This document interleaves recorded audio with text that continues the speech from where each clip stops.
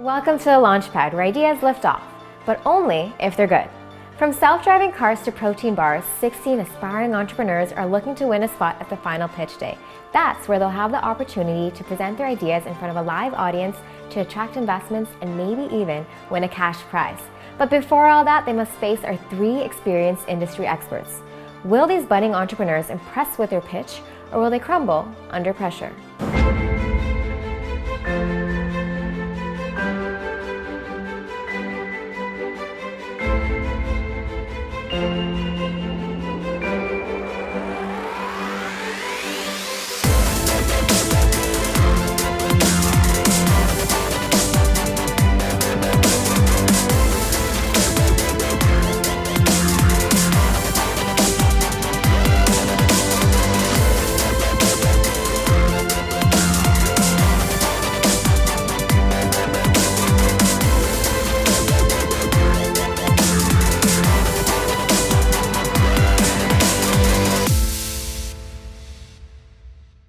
Stepping out onto the LaunchPad is Brendan and Stephen from Ripplefarm with an eco-friendly treat.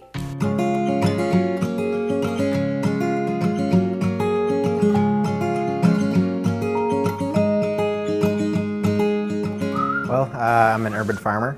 Our company is Ripplefarm, and we are urban farmers that grow vertically using aquaponics. Yeah, so I was actually born in Newfoundland, so I think that's where a lot of my inspiration in food and farming comes from. Most of my extended family still has a plot of land in their backyard, like my grandmother.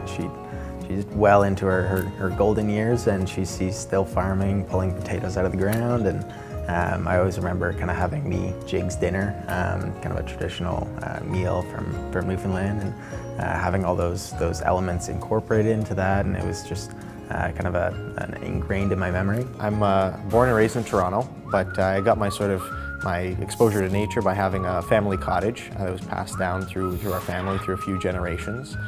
Getting into agriculture sort of started by seeing my great-grandparents and farming up at our cottage, and then basically taking that sort of passion that they had, watching it sort of fall by the wayside through the generations as my parents worked in a sort of urbanized lifestyle.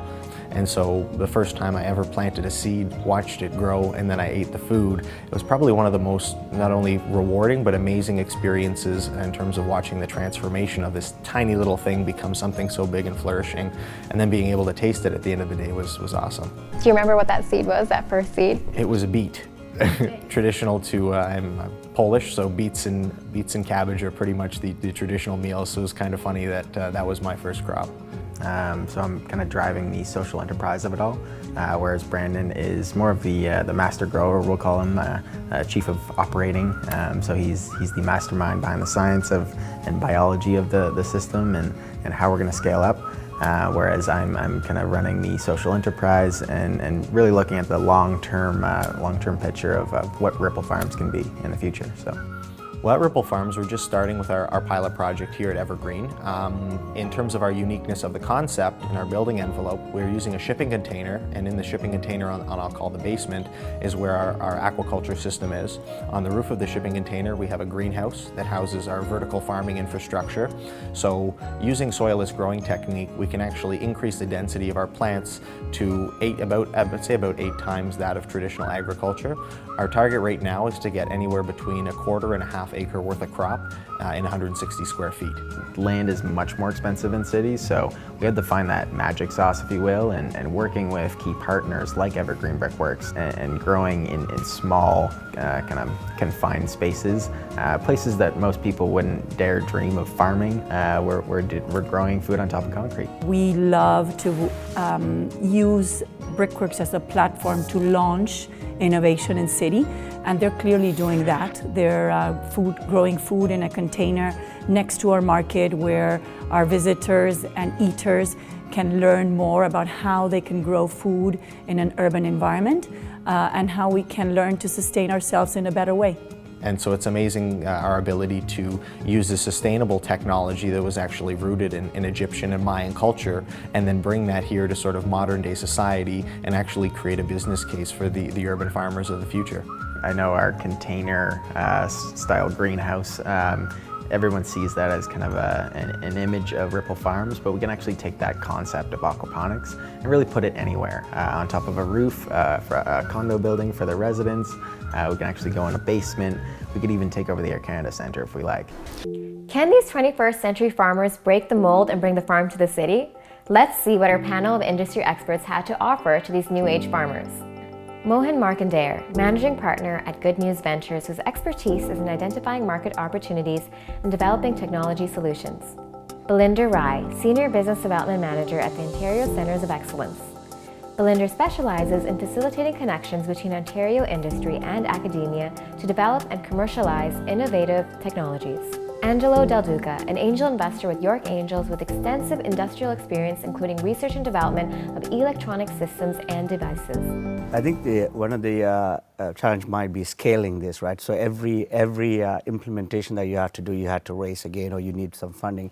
Have you thought about licensing these technologies to some partners, and that is your value proposition, that is your IP. So then you're not just like anybody else, right? Because there are folks that are doing a similar concept. So maybe that's something for you to explore, because I mean, you raise money, you do 5,000 square foot. How do you scale that? So anyway, just a recommendation. Well, that's a great point, and we have talked to one of our mentors actually about a possible franchisable model.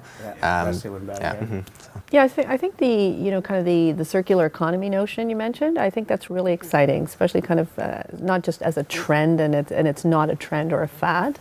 I think it really speaks, not just your technology, but kind of the benefits you've described, really speaks to the innovation, right? So it's not just technology innovation, it's social innovation as well. So I think you guys have a really, really exciting business. One of our main pillars is really to close the loop on every aspect of our business. And like you said, is always innovate, keep innovating, researching, because there's a lot of work to be done here, and we have to partner with the right people and fight this fight together. So.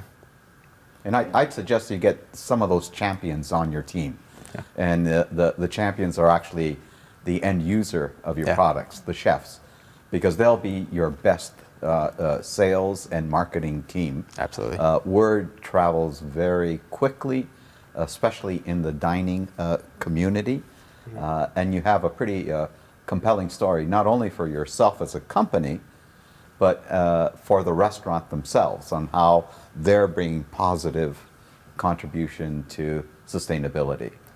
So I think the work on that, and that could probably buffer some of your availability to concentrate on the scale up and the different business models that Mohan suggested. Yeah.